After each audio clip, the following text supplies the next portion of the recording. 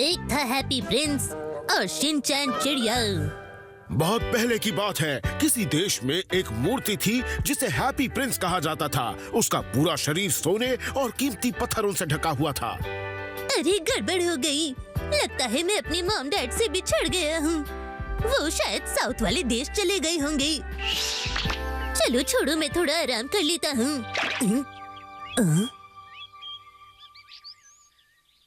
बारिश हो रही है। हकीकत से मुंह मत मोड़ो, ये आंसू है आंसू और मेरी आंखों से बह रहे हैं। ओह, तो फिर तुम हंस क्यों रही हो? मैं रो रहा हूँ। मैं हैप्पी प्रिंस हूँ, तुम कौन? मैं हूँ महाबली चिड़िया, सबको इंसाफ दिलाता हूँ। झूठ बोलना बंद करो। तुम आखिर रो क्यों रहे हो कज़ामा? मेरा नाम हैप्पी प्रिंस है। उस तरफ वो घर देखो। क्या? कौन सा घर? कितनी बेशर्म हो तुम। वो नहीं, उसके बगल वाला। वो बच्चा देख रहे हो, वो बहुत बीमार है और उसके परिवार के पास इतना पैसा नहीं कि उसका इलाज करा सके, और यही वजह थी जो मैं रो रहा था। हेलो दीदी, क्या आपको केचुए खाना पसंद है? तुमने मेरी बात सुनी? मुझे तुमसे एक रिक्वेस्ट करनी थी। राजकुमार, मैं समझ गया कि तुम क्या कहना चाहते हो। तुम कहना चाहते हो कि उस बच्चे को खत्म कर दो, है ना? क्या कह रहे हो? मेरी इस तलवार के हैंडल को देखो। क्या तुम इससे रूबी निकाल कर उस बच्चे के घर तक पहुंचा सकते हो?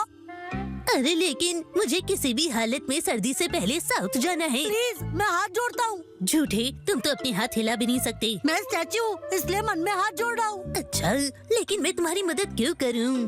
प्लीज चिड़िया, तुम ही मेरी आखिरी उम्मीद हो। तुम सबसे फ्री में काम करवाते हो ना, इसलिए तुम्हारा कोई दोस्त नहीं है। मैं एक स्टैच्यू हूँ। ठीक है, एक बार कर दूंगा। हाँ तो कर दो ना। पहले बोलो थैंक यू स्मार्ट और cool Shinchan. Thank you smart और कूल शिनचैन। तुम मजबूरी में बोल रहे हो क्या? बात को समझो, मैं एक स्टैच्यू हूँ तो एक्सप्रेशंस कहाँ से लाऊंगा? अच्छा ठीक है, मुझे तुम पर भरोसा है। ओए, भाई ये रूबी कितने में बिकेगी? ये लालची चिड़िया, कहाँ जा रहे हो? क्या? मैं यहाँ से सब देख रहा हूँ। मूर्ति होकर भी इसकी नजर बहुत तेज है।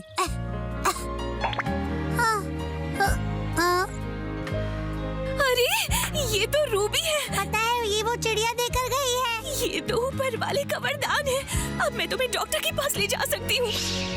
मैंने उसे दे दिया। तुम्हारा धन्यवाद। देखो ना वो कितने खुश है। अच्छे काम करने से कितना अच्छा लगता है ना। मुझे तो हेल्थलैंड में मसाज कराना ज्यादा अच्छा लगता है। तुम सच्चाई छुपा रहे हो। चलो भाई, अब मेरे साउथ में जाने का टाइम हो गया है। देखो जरा उन बुजुर्ग अंकल को, कितने दुखी लग रहे हैं। काश मैं अपनी चेस्ट से नीलम निकाल कर उन्हें दे सकता।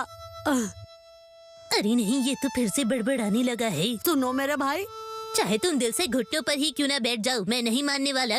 इस बार तो मैं हेड स्टैंड करूंगा। ऐसा क्या? ठीक है, ये आखिरी बार। वाह, तुम बहुत अच्छे हो। भूख लगी है, अब सहा नहीं जाता। हाँ? अरे ये तो नीलम है। अब इसे कैसे खाऊं मैं? ये देखकर चिड़िया ने वो नीलम बेचा और उसके बदले खाना खरीदकर बूढ़ों को दे दिया। फिर वो वापस राजकुमार के पास आ गई। आखिरकार राहत मिली। कितने बेचारे लोग हैं ना। वो लड़की देख रहे हो, इतनी ठंड में भी नंगे पैर चल रही है।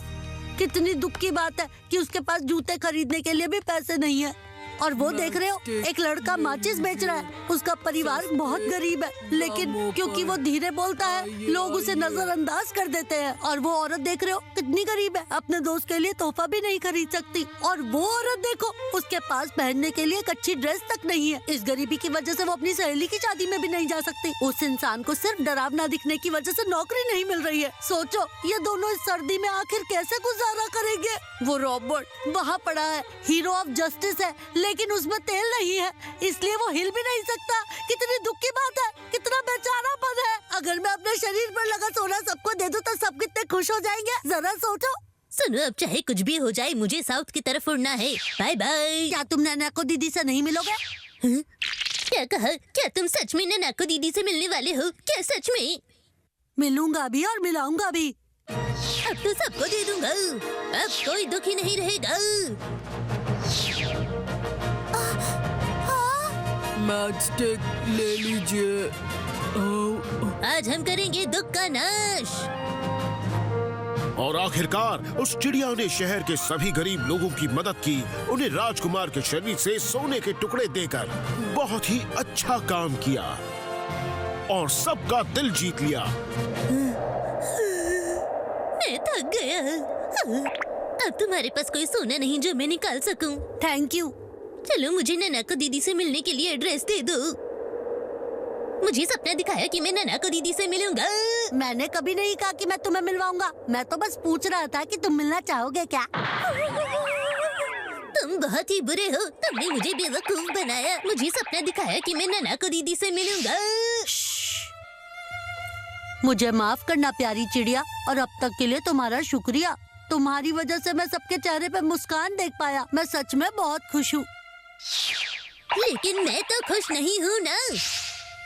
हाँ चलिए चलिए आकर देखते हैं आखिर यहाँ हो क्या। ये तो इस शहर के लिए बड़ी शर्म की बात है। इस गंदी मूर्ति को तोड़ दो। हाँ, उसके जगह नई मूर्ति बना दो।